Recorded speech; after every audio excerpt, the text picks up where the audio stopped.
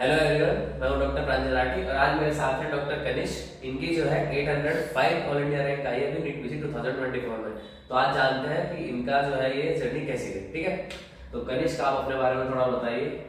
Hello, मेरा नाम है कनिश प्रताप सिंह, डॉक्टर कनिश। मैं 2017 batch from Mylara medical college और मेरी इस बार नीट पीजी में 805 रैंक है, 805। सही है, तो इतनी अच्छी रैंक आई, सबसे पहले तो कांग्रेचुलेशन आपको। Thank you. तो अभी आप कुछ बताइए कि आपकी क्या स्ट्रेटेजी रही है, क्या मोटिवेशन आपको रहा नीट पीजी को लेके। मेरी स्ट्रेटेजी तो मेन यही रही कि रिवीजन इस बार मेरा मेन स्ट्रेटेजी था कि revise as much as possible, जितनी बार हो सके बार बार रिवाइज करना है।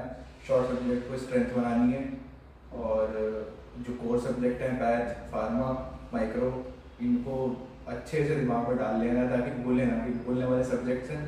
तो जितनी बार पढ़ लेंगे, जितने सारे क्वेश्चन सॉल्व कर लेंगे, लास्ट ईयर की पी रहेगी उस सॉल्व करके जाएंगे, पैटर्न समझ के जाएंगे, तो बहुत इजी रहेगा। तो वो इस बार मेन यही था। तो कनिश ने शुरुआती रिवीजन से कर दिया है, तो हम इनसे जानते हैं कि रिवीजन कितनी बार करेंगे। सबका क्वेश्चन रहता है कितनी बार रिवीजन करना है, तो आपके रिवीजन कितनी बार आपने रिवीजन किया, कितना टाइम लगता था रिवीजन करने में? थोड़ा शुरू के 2 या 3 रिवीजन तो बहुत टाइम लेते हैं। मतलब फर्स्ट रिवीजन 1-1.5 महीना भी लग जाएगा फर्स्ट राउंड में सारे सब्जेक्ट में। बस रिवीजन ऐसे करना बेकार है कि आप 1 से लेके 19 सब्जेक्ट तक जाएंगे। आप जब 1 कर रहे हो तो आप 19 भी शुरू कर दीजिए साथ में, ताकि भूले ना, क्योंकि 1 से लेके 19 तक जाने में बहुत ज़्यादा टाइम लग जाएगा, तो फिर पहले वाला भूल जाएंगे हम। तो हम फर्स्ट और 19 या फर्स्ट और 10th आप ले लो, पहले एक खत्म करेंगे फिर वो, ताकि टाइम बीच में ज़्यादा ना लगे। फिर भूलने का बहुत ज़्यादा वर्टाइल सब्जेक्ट है सारे, तो इजी यही है कि आप 2 सब्जेक्ट लेके तो रिवाइज करने के लिए, तो साइकिल छोटी भी हो जाएगी और ज़्यादा बार हो पाएगी। और नंबर ऑफ रिवीजन से फर्क नहीं पड़ता, 10 बार भी करते हैं कुछ लोग, 5 बार भी करते हैं कुछ लोग, 2 बार भी करेंगे। बट यही है कि आप कितना रिटेन कर पा रहे हो, और रिटेन पावर चेक होती है कि जब आप पीवाईक्यू कर रहे हो तो आप टॉपिक पे या नोट्स के उस पेज पे पहुंच पा रहे हैं कि नहीं पहुंच पा रहे हैं। अगर आप क्वेश्चन करते हुए क्लिक कर पा रहे हैं कौन सी नोट्स पे लिखा था, कहाँ लाइन में लिखा था, तो आपकी तैयारी अच्छी है। अगर आप रिटेन नहीं कर पा रहे हो कि कौन सी लाइन में या कौन से पेज पे, तो आपको रिवीजन की जरूरत है। जहाँ पे आपका लेवल आ गया कि आपको याद आ रहा है क्वेश्चन पढ़ के कि कौन से पेज पे है, तो आप अच्छा कर रहे हो, चाहे वो 2 रिवीजन हो चाहे 3 रिवीजन हो। ये नंबर ऑफ रिवीजन से फर्क नहीं पड़ता। तो कनिष्क के हिसाब से तो आप जो रिवीजन करो वो ऐसे 2-2 सब्जेक्ट ऐसे लेके चलो, ऐसे नहीं कि एक सब्जेक्ट से शुरू करा फिर 19 सब्जेक्ट को आते आते इतना टाइम लग गया, 2 को कंबाइन करके चलो। और दूसरा ये कि क्वालिटी रिवीजन होना चाहिए, क्वांटिटी रिवीजन नहीं। 4, 5, 10 रिवीजन से फर्क नहीं पड़ता है। आपके 1-2 भी अच्छे रिवीजन है, क्वालिटी रिवीजन है कि आपको याद आ रहा है वो क्वेश्चन वहां से था, तो वो बेटर है ज्यादा नंबर ऑफ रिवीजन करने से। ठीक है, अब कनिष्क के रिसोर्स पे आते हैं। रिसोर्स सबको जानना होता है कि क्या पढ़ा, किससे पढ़ा, तो जो इतनी रैंक आ गई, तो एकदम ऑनेस्ट होता है उसमें क्या रिसोर्स यूज करा, मेन रिसोर्स क्या था? मेन रिसोर्स मेरा भाटिया था, जो मैं 3rd लॉकडाउन में स्टार्ट किया था। उससे पहले कोचिंग नहीं करी थी, बच्चे सेकेंड ईयर में कर रहे थे, पर मैं तो बेसिकली पैथो फार्मा खोजी, रॉबिन्स और केरीटी पढ़ी थी। तो उसके बाद लॉकडाउन में 2020 में हमने स्टार्ट किया था फर्स्ट टाइम भाटिया से।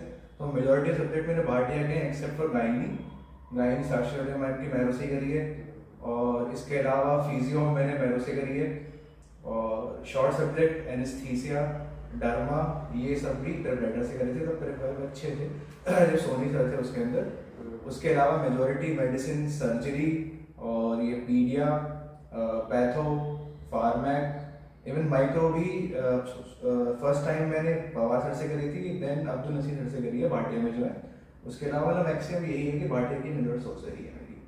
तो अगर रिसोर्स की बात करें तो मेजर पोर्शन जो कनिष्क की प्रिपरेशन का वो इन्होंने भाटे से किया है, बाकी साक्षी मैम से गायनी की है, और कुछ सब्जेक्ट प्रेपरेटर से या इधर से शॉर्ट सब्जेक्ट बेसिकली प्रेपरेटर वगैरह से किए हैं, लेकिन मेन जो रहा है इनका भाटिया रहा है।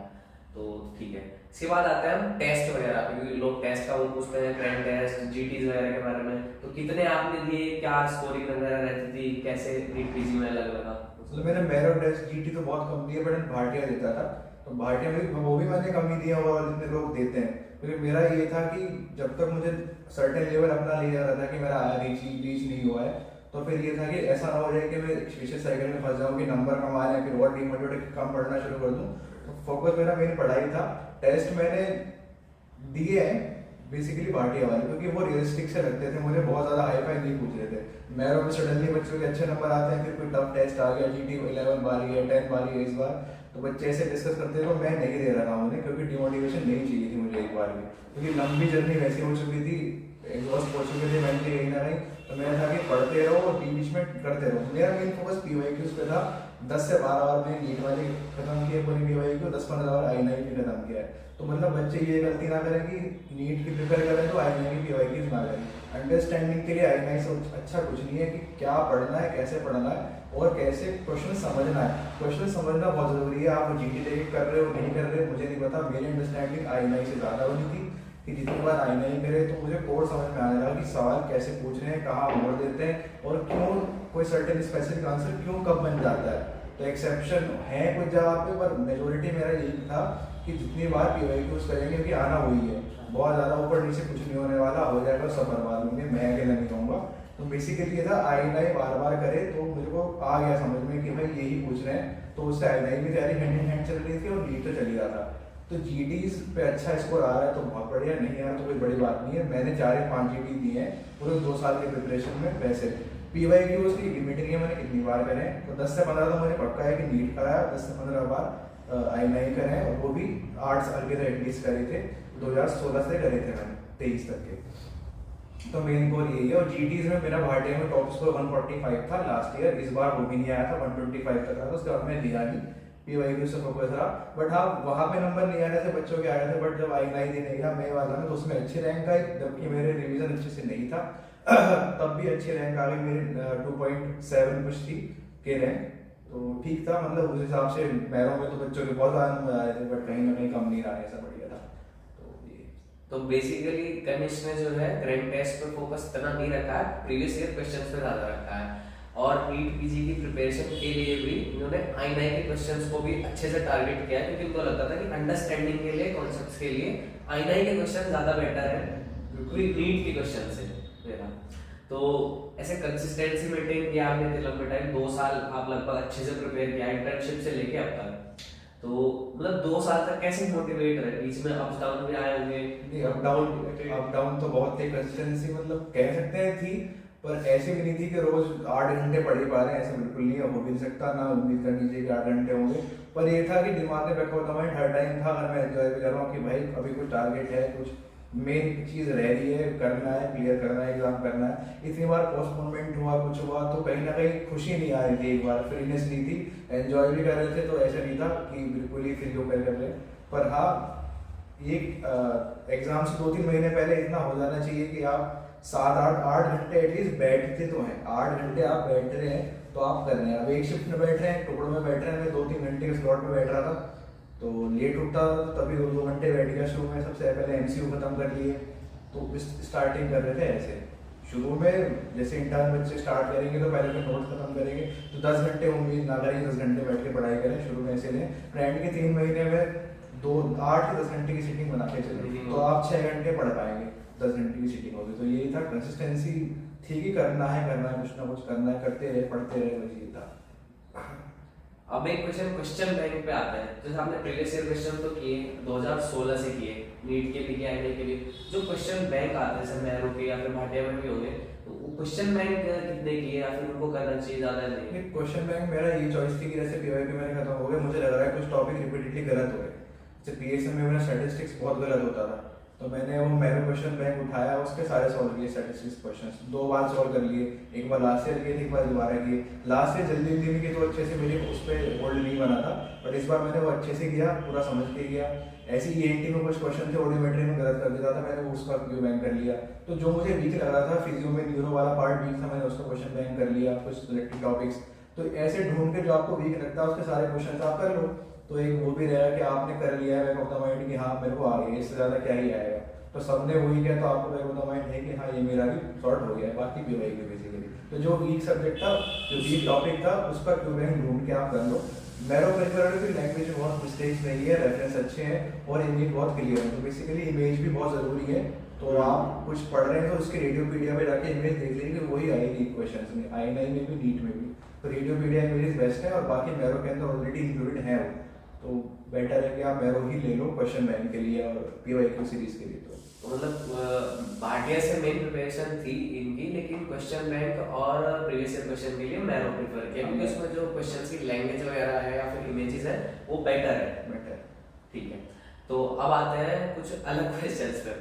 तो कनिष्क में बताइए कि जैसे 2 साल की आपकी जर्नी रही, लास्ट ईयर भी आपकी रैंक थी लगभग 12,000 समथिंग थी, 13,000 के आसपास। तो लास्ट ईयर आपको कुछ ब्रांचेस तो मिल रही थी, सर्जरी मिल जाती, ऑप्था ENT वगैरह मिल जाती, तो क्या मोटिवेशन रहा कि नहीं मुझे एक साल ड्रॉप करके बेटर रैंक लानी है, जबकि आपकी लास्ट ईयर 12,800 अराउंड रैंक आ रही थी, कुछ सब्जेक्ट मिल रहे थे आपको, क्लिनिकल भी मिल रहे थे, तो क्या था जो आपने दोबारा से प्रिपरेशन करने का मतलब डिसीजन लिया? नहीं, मेरा ब्रांच तो क्लियर थी कि लास्ट ईयर मुझे कि मेडिसिन की तरफ ही जाना है, तो नॉन सर्जिकल ब्रांच प्रेफर करनी है। पर मेडिसिन अच्छी तरह से नहीं मिल पा रही थी, मैं काउंसलिंग में भी गया था, तो अच्छे इंस्टीट्यूट नहीं मिल रहे थे, तो फिर नहीं हुआ। मैं एंड तक ट्राई की मैंने कि नहीं मिला मुझे, स्टेट तक भी नहीं मिला, तो मैंने फिर नहीं किया। फिर ड्रॉप अपने आप हो गया, मेरा मन नहीं था, किसी का मन नहीं होता ड्रॉप करने का, बट ये था कि सिचुएशन ऐसी थी कि ड्रॉप करना पड़ गया। पर ये क्लियर था कि सर्जिकल ब्रांच में नहीं जाना है, तो फिर चॉइस मेडिसिन रेडियो वाली रैंक नहीं थी लास्ट ईयर, तो ये था मेडिसिन भी नहीं, DME मिलता वो भी अच्छी जगह से मिला, मैं नहीं लिया है। तो कनिष्क को जो है मेडिसिन रेडियो ने खींच लिया कि नहीं तुमको ड्रॉप करना है, तो अभी कनिष्क की 805 रैंक आई, तो अभी कौन सी ब्रांच देख रहे हो? अभी तो अब रैंक ज़्यादा अच्छी है, तो रेडियो की तरफ इंक्लाइंड हो गया हूँ, बट कहीं ना कहीं मेडिसिन अभी है, पर ज़्यादा इंक्लिनेशन रेडियोलॉजी की तरफ ही है अभी। तो रेडियो मेडिसिन में कंफ्यूज होते होते अब रेडियो की तरफ कनिष्क आ गए हैं, ठीक है। तो अच्छा, अब ऐसे कुछ रेगुलर क्वेश्चन बताओ, MBBS में सबसे अच्छा सब्जेक्ट कौन सा लगता था? सबसे अच्छा पैथोलॉजी। पैथो से डरते हैं बच्चे, यार पैथो समझ में आते हैं, कनिष्क का फेवरेट सब्जेक्ट ही पैथो था। अच्छा ठीक, एक मेन क्वेश्चन ये आता है कि टेक्स्ट बुक जो होती है, मतलब स्टैंडर्ड टेक्स्ट बुक, वो बहुत पढ़नी चाहिए, सारी ही पढ़ी है। कनिष्क से पूछते हैं इन्होंने कितनी स्टैंडर्ड टेक्स्ट बुक पढ़ी, कौन कौन सी पढ़ी, कौन सी नहीं पढ़ी? स्टैंडर्ड टेक्स्ट बुक बेसिकली मैंने फर्स्ट ईयर में BD चौरस का एनाटॉमी पढ़ी है, पूरी तो नहीं कह सकते बट पढ़ी, काफ़ी पढ़ी वो। और फिजियोलॉजी के लिए गाइडेंस लगभग पूरी पढ़ी थी, याद कुछ नहीं रही बट पढ़ी है एक बार। BChem में लिपिन कोड पढ़ी थी, काफ़ी पढ़ी थी। उसके बाद सेकेंड ईयर में रॉबिन्स अच्छे से पढ़ी है, जनरल तो पूरी पढ़ी, सिस्टम भी पूरी अच्छे से नहीं कर पाया था। फार्मा में KT पूरी दो बार पढ़ी ली होगी 1.5 साल में। माइक्रो में सत्यनारायण पढ़ी है, अच्छे से तो नहीं आती।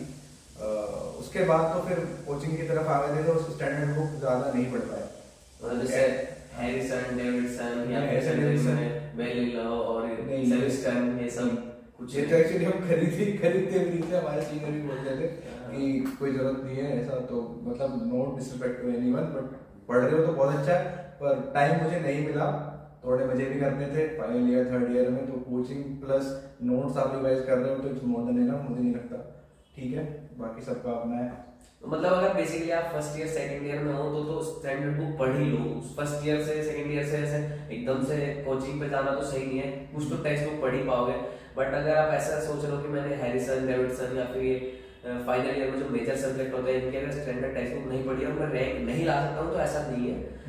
बेसिकली फर्स्ट सेकंड ईयर की तो पढ़ ही लो। रॉबिन्स बहुत अच्छी बुक है, मुझे लगता है मेडिसिन तक काम आती है। रॉबिन्स तो हार्ट एंड सोल है पूरी प्रिपरेशन का भी, पूरे MBBS का भी। अगर रॉबिन्स किसी को अच्छी लग गई, जिसने पढ़ी उसको अच्छी लग जाएगी, क्योंकि उसमें सब सम अप है ऑलरेडी। और जिसको पैथो में प्यार आ गया है, मतलब वो अच्छा कर लेगा स्टार्ट प्रिपरेशन का, कहीं ना कहीं एज रहेगी पूरे टाइम, जो मुझे थी। मतलब पैथो में मेरा कुछ भी नहीं करके था कि इसमें तो गलत नहीं करने वाला।